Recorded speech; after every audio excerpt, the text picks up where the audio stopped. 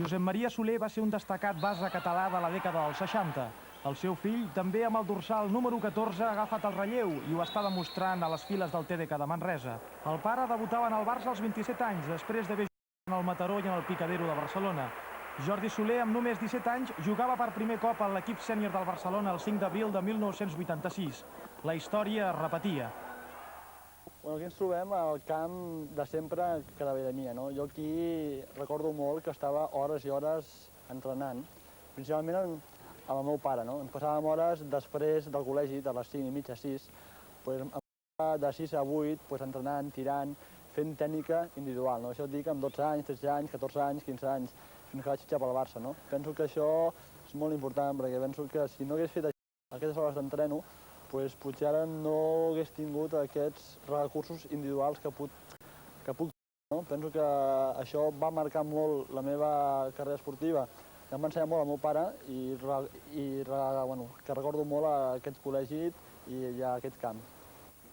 Jordi està esclatant a la 2. A les 12 jornades disputades a la Lliga CB s'ha convertit en el director del joc manresà. Avui, amb 20 anys, i com si fos un veterà, recorda amb el seu primer entrenador, Carles Nadal, els campionats de minibàsquet al Col·legi Valdemia de Mataró. El recordo com un jugador molt intuïtiu, molt imaginatiu i amb unes enormes ganes de progressar com a jugador. I en quant actualment em sembla és una trajectòria molt conseqüent perquè continua sent un jugador molt imaginatiu, però al mateix temps que emplea moltes hores amb el seu millorament.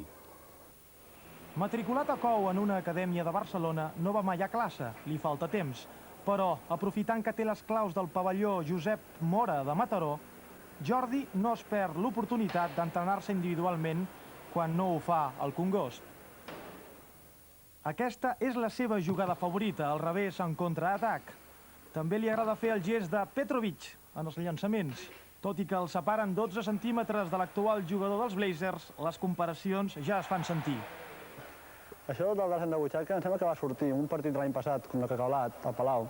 Vaig sortir i suposo que vaig fer una jugada i el presentador d'aquest programa per la ràdio em va dir descens de butxaca. Penso que és un nom que m'agrada. En el TDK està jugant molts minuts, la qual cosa és molt important per a un jugador de 20 anys en l'aspecte físic. A més, també intenta millorar l'apartat defensiu. A Manresa estic demostrant que puc defensar també, que tinc que aprendre més, i tant. Tinc que aprendre a defensar, tirar, el ritme de joc, a tot, Però penso que, això que diu, que molta gent diu que potser no defenc, penso que a Manresa estic demostrant que cada dia he de fer més i això es veu en els partits que els meus rivals em fan pocs punts. I penso que seguiré entrenant perquè la gent vegi que cada dia he de fer més. Després de guanyar 3 títols de Lliga i una Copa Courage com a membre del primer equip del Barcelona, Jordi Soler no pot oblidar la fase final de la Copa del Rei jugada a Valladolid l'any 1987. Va jugar pocs minuts, però això no va ser el més important per al jove jugador del Barça. El record més important és la Copa del Rei amb l'últim llançament de 6-25 de Nacho Solozábal a Valladolid contra el Madrid, perquè és més important perquè vaig jugar molts minuts. I aquí hi ha una copa, que és una Copa del Rei de 1968, que la va guanyar el meu pare. Això fa gràcia, perquè aquí tinc la Copa del Rei guanyada per mi l'any 1987 i aquí la de 1968. Això fa gràcia i penso que és un orgull que tant jo com el meu pare que siguem campions de la Copa del Rei. Cedit durant aquesta temporada al TDK, Jordi Soler es troba molt de gust a l'equip del Bages, que de moment ha guanyat 6 dels 12 partits disputats. La temporada, però, només acaba de començar. Estem a la 2, per anar a la 1 necessitem estar entre els 2 primers. Jo soc realista i això costa molt, perquè hi ha Fòrum Filatèlico, Dipirogam, Pamesa, que són equips amb més potencial econòmic, que és molt important. Però penso que l'equip no està malament i penso que es pot quedar entre els 24 equips, es pot quedar entre els 12 primers, al final. Aficionat al futbol i soci del Barça des de petit, és un habitual en els partits que es juguen a l'estadi, sempre que els seus compromisos esportius li permeten. Dijous passat, com a bon culer, era a la seva localitat. Jo vinc a futbol perquè potser el futbol no és divertit com el bàsquet, però les victòries tenen més transcendència, no? El d'avui, bueno, és el Milan, no té res a veure, no és un partit de bo, el que és bo és el Barça-Madrid. I això de la bufanda? La bufanda ve de llarg, no?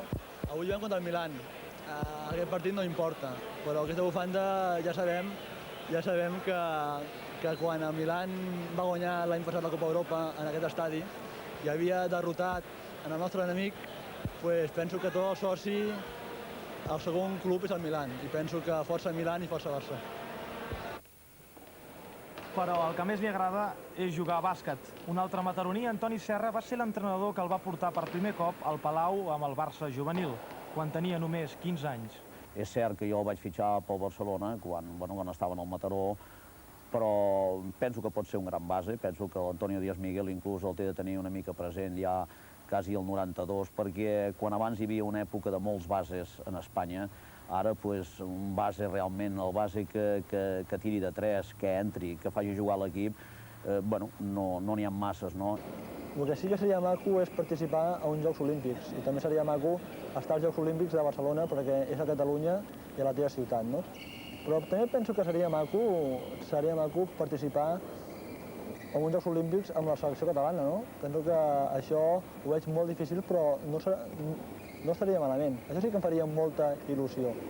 També com a visitant va ser al Palau en el partit de tornada de la Copa que va enfrontar el Barça i el TDK el mes passat. A mi m'agradaria tornar al Barça a un futur, l'any que ve o d'aquí 2 anys. I depèn principalment de mi, si jo jugo bé o no jugo bé. I depèn també d'una persona que és l'Aito, que actualment és l'entrenador del Barça, i depèn d'ell, no? Però bueno, ja et dic que el meu futur, si no és en el Barça, no tots acaben al Barça. I potser depèn d'aquesta persona que és el que mana en aquest club. Jordi Soler preferiria no tornar al Palau com a visitant. La temporada és llarga i potser hi tornarà. El que és clar és que no té cap porta tancada.